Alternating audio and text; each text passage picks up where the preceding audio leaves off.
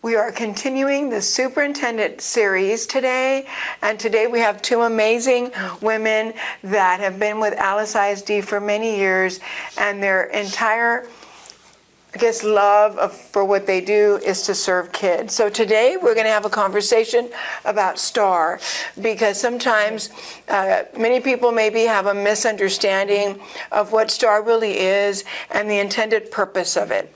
And so I just want to ask you all some questions about how we can better serve the kids, how parents can help out, how can we reduce anxiety, because for whatever reason, students sometimes get anxious when it's testing time. We all know that because we've been students. And also just when the dates are that are approaching, and that way we can just have a conversation about that. So this afternoon I have Miss Lori Trafton, principal at Saenz Elementary, and Ms. Dalayna Tunchez, Director of Curriculum and Instruction and Assessments and Accountability with Alice. So ladies, thank you for joining me today. So I'd just like to start off by telling us what we can do as a parent to help kids reduce the anxiety that they may have. Well, we have our test coming up, our very first one on April 8th. And I think what's important for parents to know is to be in a good routine, first and foremost, right? And so with a good routine, we think about coming to school every day, having great attendance, coming the same time, staying all day long. That's really important. That way they can feel that they're ready to go. Earlier, we had a conversation in our principal meeting about that our STAAR is an opportunity to show off, to shine. And, you know, that's how we approach that with our kiddos, and letting them know, like, hey, you've been doing the hard work. You've been working all year long, like, you know, Ms. Tunchez reminded us earlier. But really, that is an opportunity. It's one day, one moment in time where they can really show that off.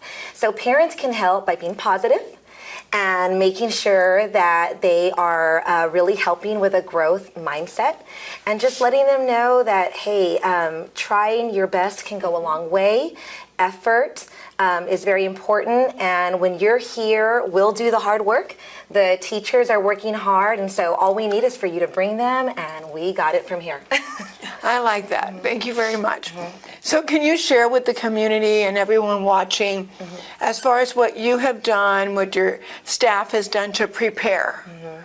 So we begin with data. Data guides everything that we do. And so our teachers are really masters at looking at their data. They take the initiative to ensure that they have done what they can there. And then from there, we start grouping, regrouping, determining and evaluating what's of priority, what do we have to focus on. And those are just some of the things that we do. But we celebrate. We're making sure that we're doing bell-to-bell instruction. So when we talk about being here, staying here all day, because missing a 30-minute, session can be a lot happening. So we really want to ensure that at right this time, kids are participating in very high, engaging activities, and teachers are doing a great job, a phenomenal job, planning and making sure that they're reviewing in a fun and game-like way so that they're ready to tackle, all the big stuff on STAAR testing day. Awesome. I think that it takes the entire school community, right, to help students engage in conversations and dialogue and writing, right, and preparing them for that. So through the curriculum department, I know that you've had a huge effort, I guess, for lack of a better word, in preparing kids for writing. So can you share a little bit, Ms. Tunchez, with the parents on the writing test and what we have done to prepare kids for that? Sure. A couple years ago, we noticed writing was one of the areas that our kids were struggling. And so there's been a lot of effort put into trying to identify where were we maybe falling short in getting them ready, and what kinds of things could we put in place, and what sort of research-based instructional strategies could we use? How could we make sure that the learning and the instructional approaches were consistent across grade levels. So the kids learned one year and then just were able to build on it the next year. And so we have had different trainings throughout the year. Teachers have worked in PLCs looking at student work and really looking at the writing and thinking about how do I give feedback to this student in order to help them improve and get to the next level with their writing. So we've really looked at all of those things and tried to get very individualized in terms of how to help our students reach higher levels of results. Yeah. And so I know that there has been a lot of work with the writing, but that's not the only thing. I know that through the curriculum department, you've provided a plethora of professional development and getting ready for the students not just writing an essay or a short constructed response or an extended response for STAAR, but getting them ready just to become great writers, right, for the future. But can you also share a little bit about our math curriculum and how that has changed a little bit? Because sometimes parents have heard, that the curriculum changed a little bit. So how confident you are with that and what we can expect? Sure. So this year, we did make the change to the state-owned Bluebonnet curriculum. It was a very minor shift for many of our grade levels because kinder and first grade were already using Eureka Math, which Bluebonnet is really Very based similar. on. And then our sixth grade through Algebra 1 Honors were using Carnegie Math, which is what Bluebonnet is really based on and grown out of at those levels. So those were really minor shifts at those levels. It was a little more of a shift in strategy and approach for grades 2 through 5. But what it allows is it allows for our kids to have a cohesive math journey all the way through from kindergarten on, where similar strategies are used. And we know that it is all up at the same level of getting the kids where they need to be for the next grade level. It all just builds through, and the foundations they're laying at the earlier grades we know are going to help them in the future. One of the other great things about it is it really balances conceptual and your procedural, your fluency. So sometimes we go a little too far one way, right? We don't want just memorization of facts, right? Kids need to understand. Well, then education as kind of a whole maybe flipped then the other way, and we started noticing kids don't know their facts and it's hurting them later. And so the really nice thing about this is it's building on research that they need both. They need to understand why they're doing what they're doing, and then also be able to do it well. So it's marrying those things.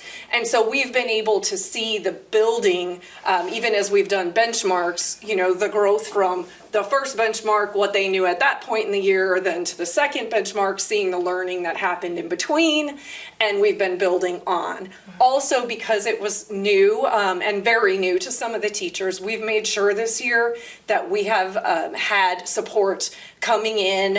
The people that we have had coming in are very familiar with the curriculum and have been able to help the teachers every 6 weeks for grades 2 to 5, and then a little less frequently, but still regularly throughout the year for K1, and helping them figure out how are we going to implement this effectively in our first year.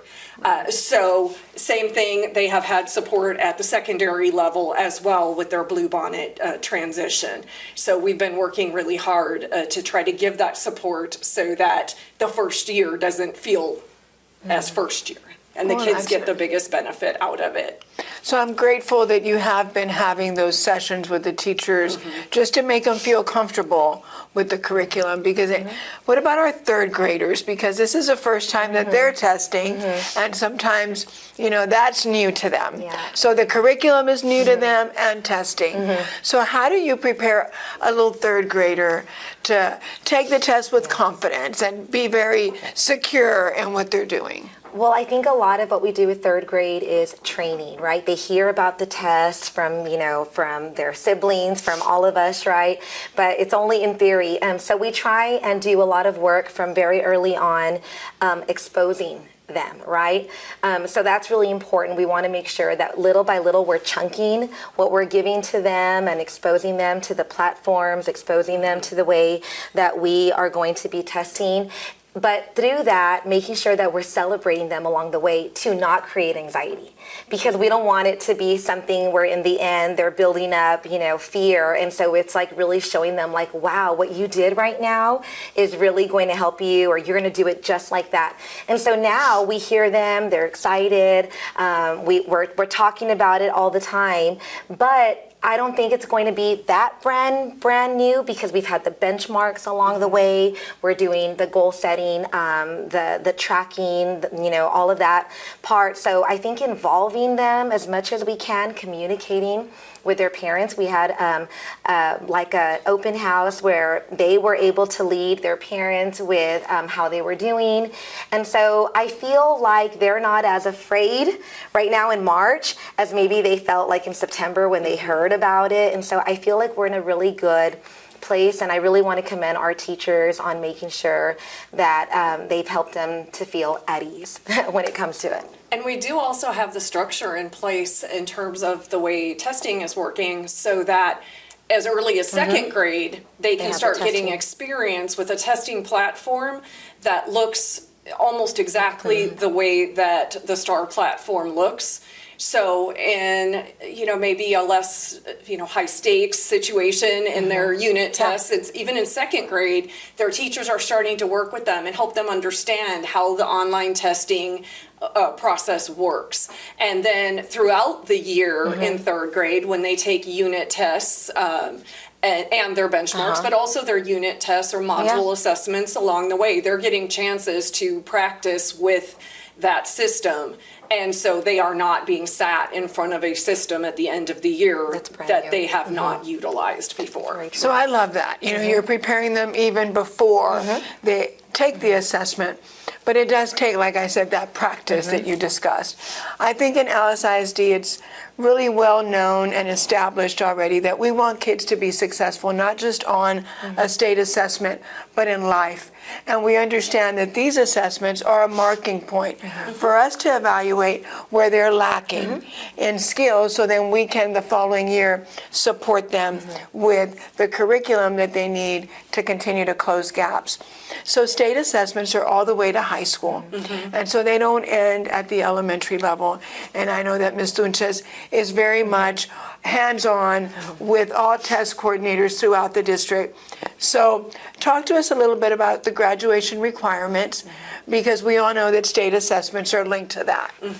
So yes, at this time at high school, students are required to pass an end of course exam, which is the STAAR exam for high school. They are required to pass the end of course exam in Algebra 1, English 1, and Biology, which right now actually we have offered those courses at WHAM. So we even have 8th graders that are getting a chance to already check those 3 boxes for graduation before they even get to high school. So that's pretty awesome. And then they also will have to pass English 2 and U.S. history. So those are the 5 end of course requirements for graduation at high school. So testing doesn't end, but that's just part of life, right? When you go to college or you become a teacher, you've got to take a test. When you become a doctor, you've got to take your boards, etc. So it's just a way of assessing where we're at. But I agree with you, and we can close with the dates that they're going to be testing. But just to know that at ISD we support all students. And as mentioned earlier, this is just an opportunity to show the state of Texas, to show Region 2 and everyone that ISD students are amazingly bright, and we know that they're going to excel. So we'll finish with the dates, and parents, like mentioned earlier, remind your kids that they're amazing, that they're bright, and they're going to do phenomenal on this test. So Ms. Tunchez, let's end it with all the dates that our kids will be testing. So our first day of STAAR testing is going to kick off on April 8th. And then our test windows roll through our final day on May 1st. So we then have specific dates that we will show that have each grade level, each subject, so you will be able to see on the chart which days your students will be testing. ISD is a place to be. Because we have the very best Teachers, students, and families. Go Coyotes!